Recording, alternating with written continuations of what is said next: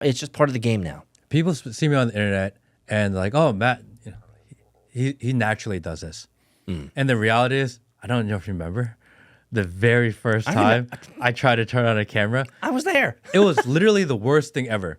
The very first time I tried to turn on a camera, talk to a camera, actually, no one's ever seen that footage. I was in a parking lot. I was in a parking lot by myself. And I said, I'm gonna try this. I'm gonna talk to a camera.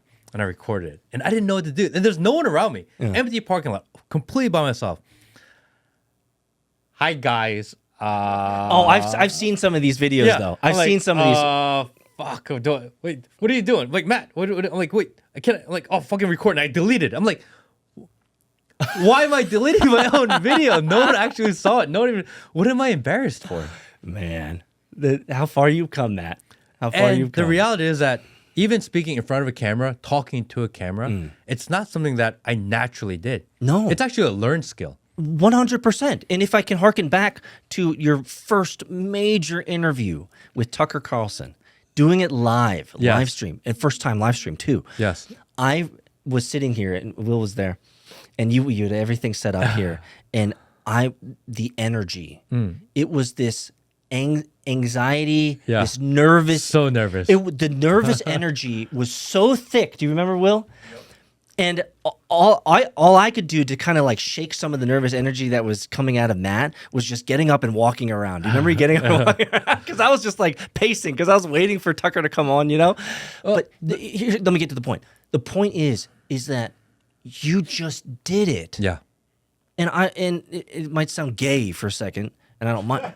But Gay. But I was really proud of you, man. Well, thank you. Oh, I was like, do you remember the picture in the background? I was like, yeah, he did it. He did it with Tucker. You didn't fuck up. No.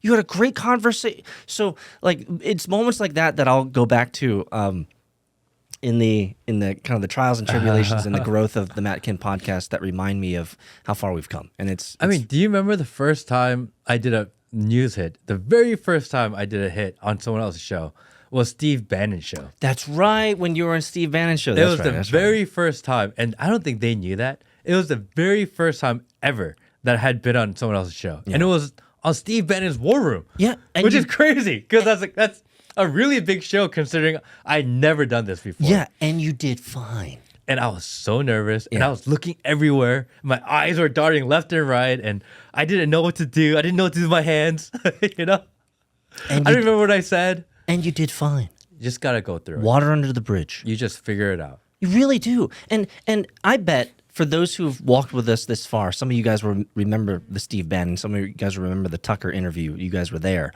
But for those, we have more people who weren't there than we have that were. And so for those of you guys who are watching this episode, go back.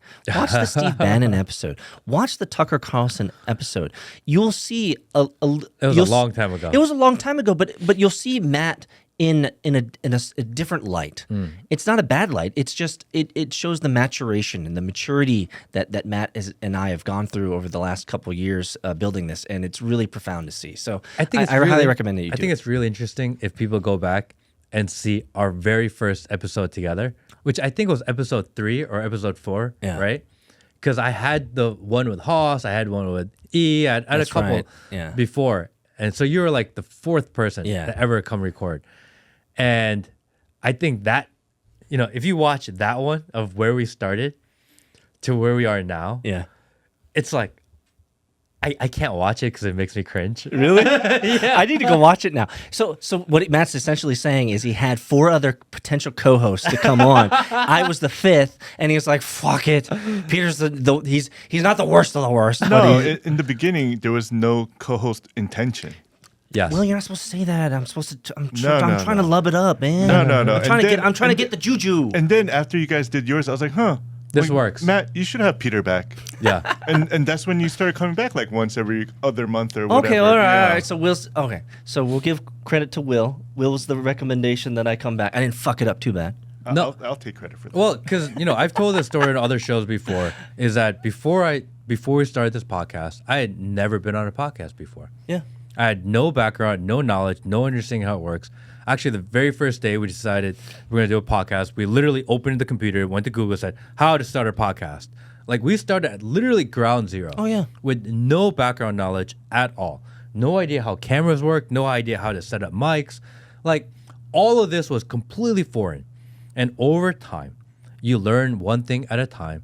And now I can walk into any podcast and be like, all right, you should do this, you should do this, this is how it works. Yes. I've had people ask me to come in and consult, help them set up. I've had TV studios ask me to come in, and media networks ask me to come in and be like, hey, can you help us figure this out?